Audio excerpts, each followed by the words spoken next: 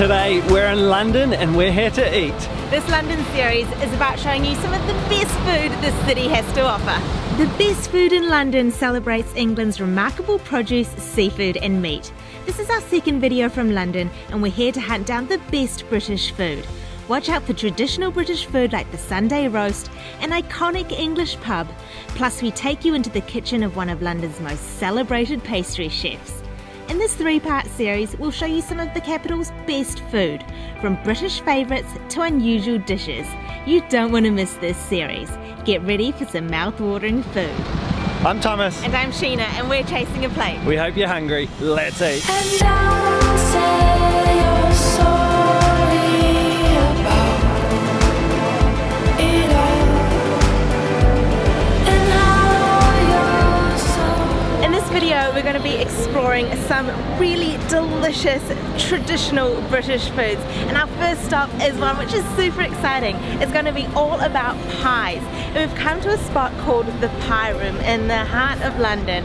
And this space is absolutely incredible and is dedicated to the British institution that is the pie.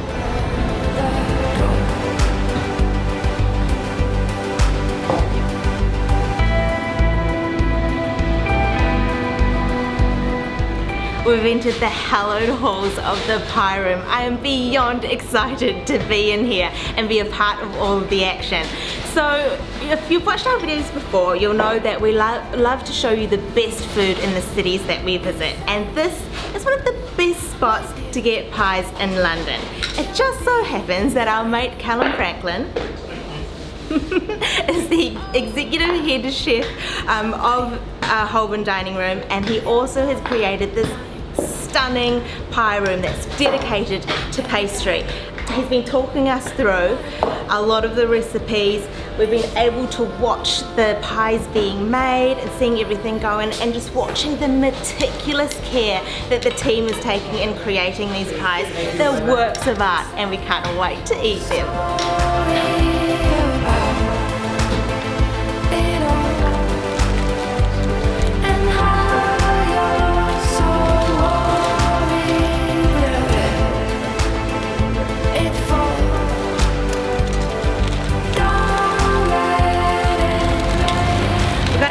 Picnic. So the pie room is takeaway only. You can get hot food and also there's a cold counter. So you order from this little window, grab your pies. We've got a hand-raised pork pie and their award-winning Scotch egg, and off you go to the park.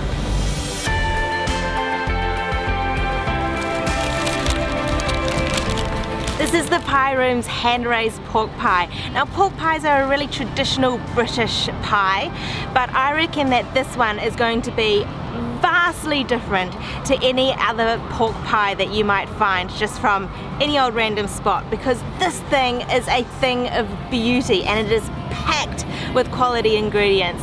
So you can see that the pastry is really glossy and golden. At points it sort of seems to be quite dark in colour, and Calum was saying that that's because they used an unbleached flour which is from a heritage grain, so you get that darker finish. And then inside it's going to be filled with pork, obviously, so different cuts of pork. There's pork shoulder, cut from the leg, lardo, sweet cured bacon and a smoked ham hock, and there's also some mustard, sage and fennel seed. So enough talking, time to eat.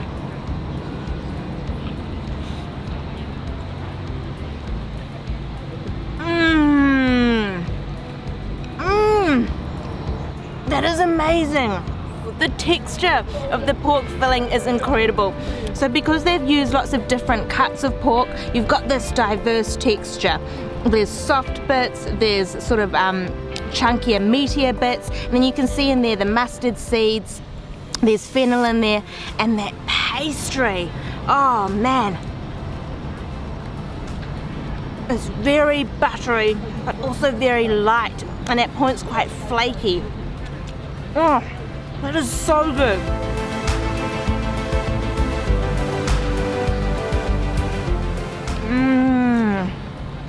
The flavour of the meat is insane.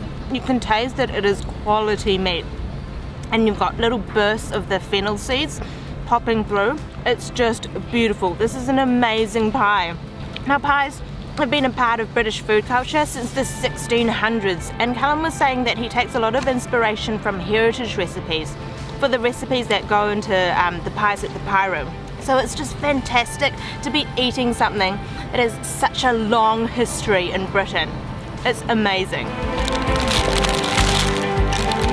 We've now got to crack into this Scotch egg. So another absolutely classic British food. So a Scotch egg is a hard or soft boiled chicken's egg, which is covered in sausage meat, then crumbed and deep fried. So this is a beautiful little crispiness on the outside, but let's cut in to have a look at the cross section of this. Oh my God, look at that egg just burst out. Oh, look at that. So you've got a pork sausage, which has got a lot of herbs in it, that beautiful runny egg, and then the crumb on the outside.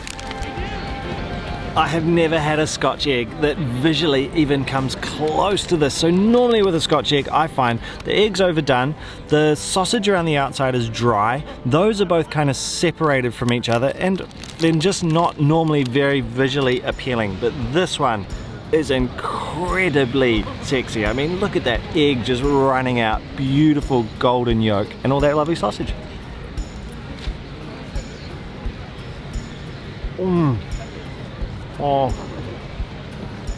Oh my God. Oh, it's perfectly put together. The sausage is incredibly light. It's really well herbed. The egg is super creamy. The bread adds a beautiful, beautiful crunch. Oh man. And there's a lovely saltiness. The sausage itself is just so well seasoned. Oh my God, that is so good. It is very easy to see why they won the best Scotch egg in the UK competition a few years ago. Oh, I'm so glad we've got this. It is perfection. It's so good. Absolutely incredible. We're down to our last mouthful of the pork pie, and it is just gotten so juicy. So the juice from the pork has just been dripping out, and around here you can see here there's these chunks of lardo. So the lardo is the fat from the back of the pig, and they are just so juicy and moist. And so much flavor. That was some incredible food to start this video, and I'm loving these London summer days. So everyone's out on their work lunch break, packed out in the park, enjoying some sun. We're off for our next thing now.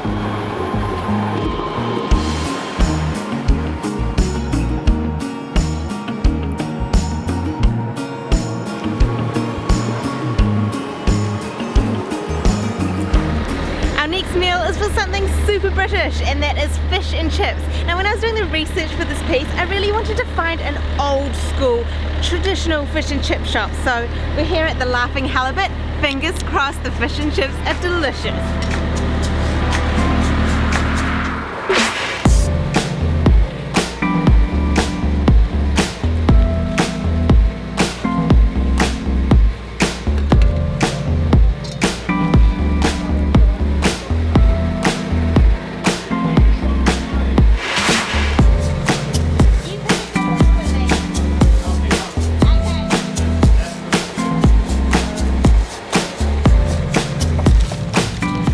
Brought our fish and chips to the park. That's what I love about London. There are heaps of public spaces and parks in which to picnic in, and the view behind me, how incredible is it? It's the Houses of Parliament. Alright, so let's just get into these F&Cs. Whoa, it's a hefty packet. Okay, what I'm going to do is just rip it right on open. Whoa.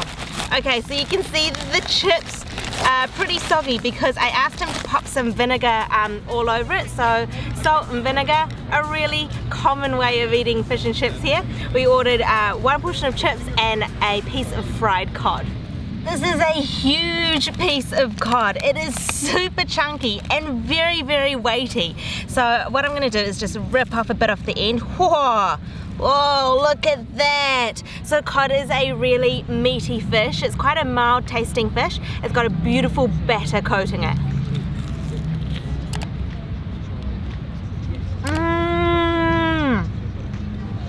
hot.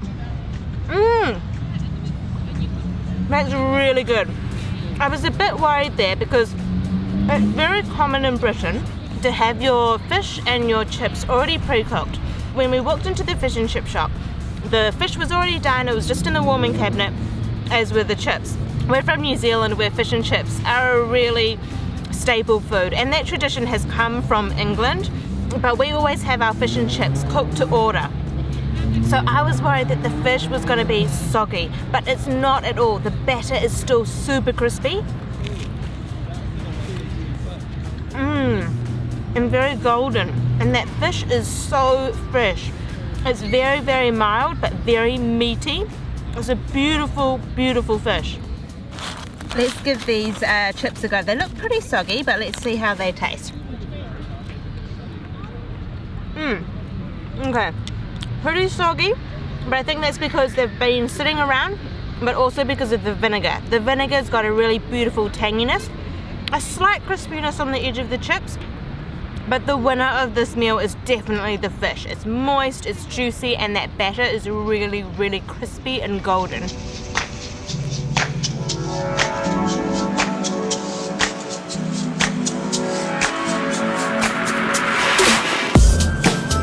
Now we're going to do something you've got to do when you're in London, that's have a pint. But we didn't want to go to just any old pub because there is a lot of pubs here. We wanted to go to somewhere very special to show you. So we're at this pub, which this site has had a pub on it for over 500 years. The pub that is there right now is a relative baby. It's only been there since 1675. Let's go and get a beer.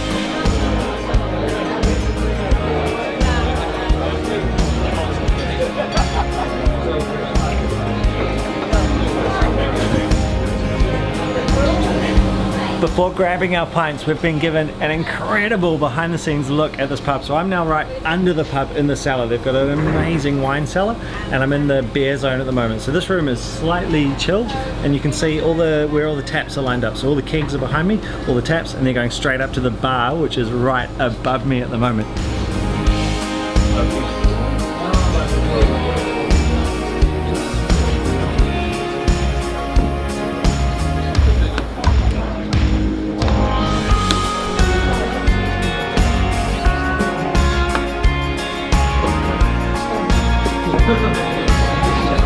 We learnt a lot of history when we were down in the basement of the pub. So the physical establishment was established in 1675, like we pointed out at the front of the pub. But the Guinea Grill, so the pub now, has been around since the 1950s, 1952. And they are famous for their beef. So it's a steakhouse as well as a pub. And we have ordered 2 pints. So we've got the Young's Bitter and then also a pint of Guinness, for which they are super famous. A lot of people have said that this is one of the best Guinnesses in London. I love a pint of Guinness, and this one is special and one of the best in London because of the way they pour it. So they store it under a bit more pressure than normal, which gives it even more bubbles. So when it was being poured, he told me that there is 3 million bubbles in each pint of Guinness, and then you see it all separate out, and this has the most beautiful fluffy head of foam on top.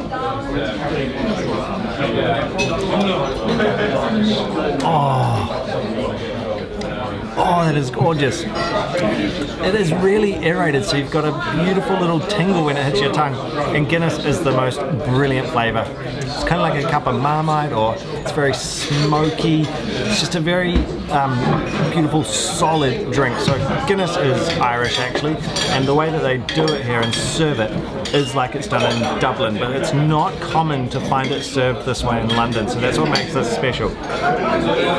And the other pint we got was a Young's Bitter. So Young's is the brewery that owns this pub, so we got these particular 2 drinks because these are their most popular. So when we asked the staff what should we get, this is what they said. Oh, yum. So a very classic English bitter, so not very bubbly, not served overly cold. The Guinness is much more chilled than this bitter, so it's got obviously a bit of a bitter taste, but it's not too heavy. It's just a nice drinkable, easygoing beer. This is a really neat pub. It's got so much history and you can really feel it. And it's just so ancient. It's got all the beautiful dark wood, amazing exterior. It's just a really, really neat place. There's something about pubs in London that is super special, and you will see one on almost every corner, but it's totally worth finding a very special one with an amazing history, real stories to tell. This is a great pub.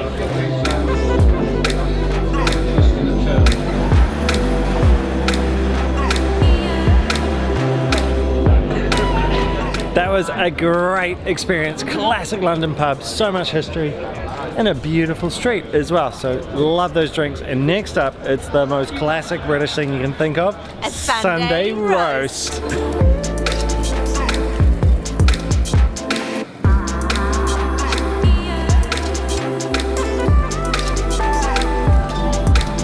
Sunday roast is something you've just got to have when you're in London. Now, most pubs only do it on a Sunday, but most pubs do it. It's very common to have a Sunday roast here. But not all pub is created equal, so we've come to a pretty special place. And we had to book this 6 weeks ago, and even then it was quite hard to get a table. So you've really got to plan ahead for a good Sunday roast. To Blacklock, which is actually a restaurant. It's a steakhouse, and what's special about their Sunday roast is that they roast their meat over hot coals and English oak.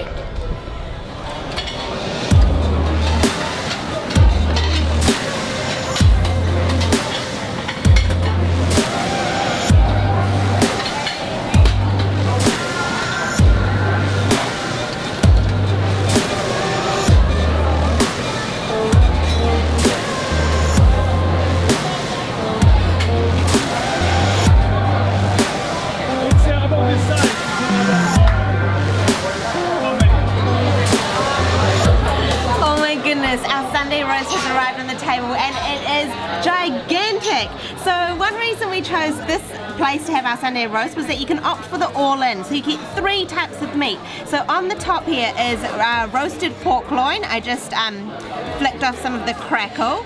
Over on this side is the lamb leg, so Cornish lamb leg, and over here are just some beautiful pieces of 55-day aged beef rump, and then to go with it 2 puffy Yorkshire puddings and some carrots underneath, and also some crispy cabbage underneath, which is finished off in burnt butter, and then some duck fat roasted potatoes. They look super golden and crunchy. And the condiments to go with the pork, we've got apple puree, beef goes with the horseradish sauce, some mint sauce for the lamb, and then a beautiful pitcher of gravy. I've been in the kitchen watching them cooking this meat, and it is incredible. The smell is so good. So we said at the start that they roast it over the oak wood, and so they've got this pit of charcoal and wood all burning away, and then up on the rack is all the meat, so it's sitting above the flame and quite far above that flame, so it can just slowly roast, and it is the most incredible sight. There is so much meat lined up for today's service. I have loaded up my first plate, and I've gone with my favorite meat when it comes to roast, and that's the lamb. So I've got some lamb and just basically a bit of everything here, and underneath all of that is the Yorkshire pudding. So Yorkshire pudding's a really interesting thing. It's basically a type of bread, I guess, but what they used to do way back in the day was the Yorkshire pudding was served before the meat. So you got Yorkshire pudding and gravy, and the publicans would serve that to fill up the customers, so then they didn't eat as much of the meat, because obviously the meat was worth a lot more money than the Yorkshire pud, which is just made out of very simple ingredients, flour, water, milk, I think. So a very basic thing to fill them all up so they didn't eat too much of their meat. Yorkshire pud and some lamb, and on that lamb we've got the gravy and also some of that mint sauce. So the beautiful vinegary taste of mint sauce plus the beautiful rich gravy, and I'm going to get just a tiny bit of that burnt cabbage which has been cooked over the flame.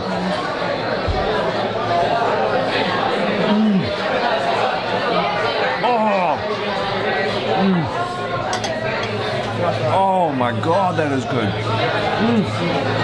The Yorkshire pudding's a beautiful crunch on the outside, nice and fluffy on the inside. The meat is like butter, so tender and a beautiful flavor. Really well seasoned meat, and I get a beautiful burnt flavor from this cabbage, and you can really see where those cabbage leaves have all been burnt around the edges, and they add a really deep flavor. Let's grab a piece of this pork loin and look at the amount of fat on there. So obviously fat brings flavor, so I imagine this is going to taste incredible. And to go with that, we'll get some of the apple sauce, so nice thick apple sauce actually. So we'll take a little dribble of that on the side, and I want to crack into this potato because look how golden it is. Oh yeah, really fluffy inside, beautiful. And as for the pork, I want to cut off this nice fatty end to get that real flavor. And I might actually go just naked with the pork. It's just got a little bit of that apple sauce on and a little bit of gravy.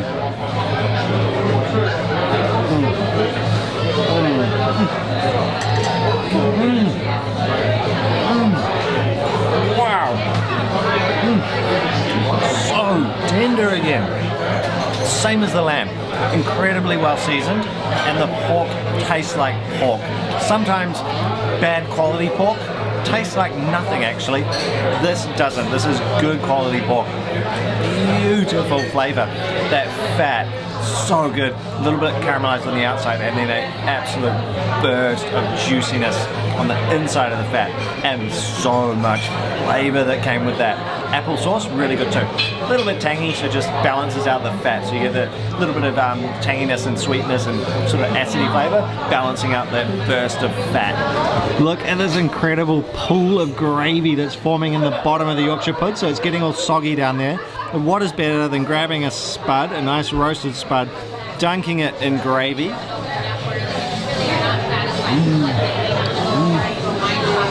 Oh, super soft on the inside. Not actually that crunchy on the outside, but a beautiful texture, and dunked in that gravy, which is nice and salty. So deep and rich in flavor. My mouth was watering as I was filming Thomas. The food just smells so beautiful. Now I have loaded up my plate with the roast beef, so it's the beef rump, and the color of it is just incredible. It's a really rich red color. I've swiped on a bit of horseradish sauce on there, so I'm just gonna get a big slice of, a big mouthful of beef with a bit of that horseradish sauce, some carrot,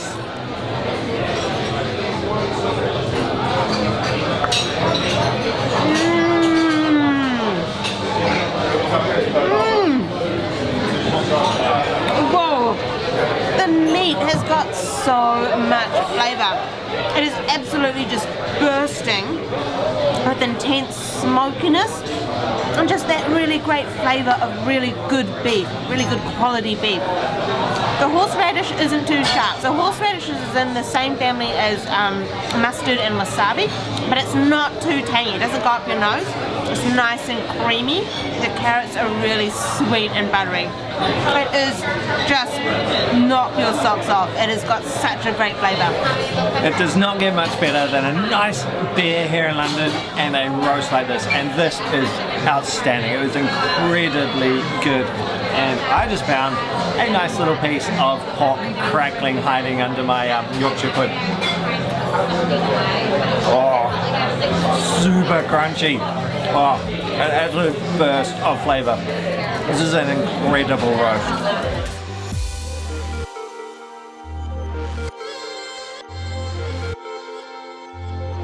That actually owns this pub, this place, before the great, super class.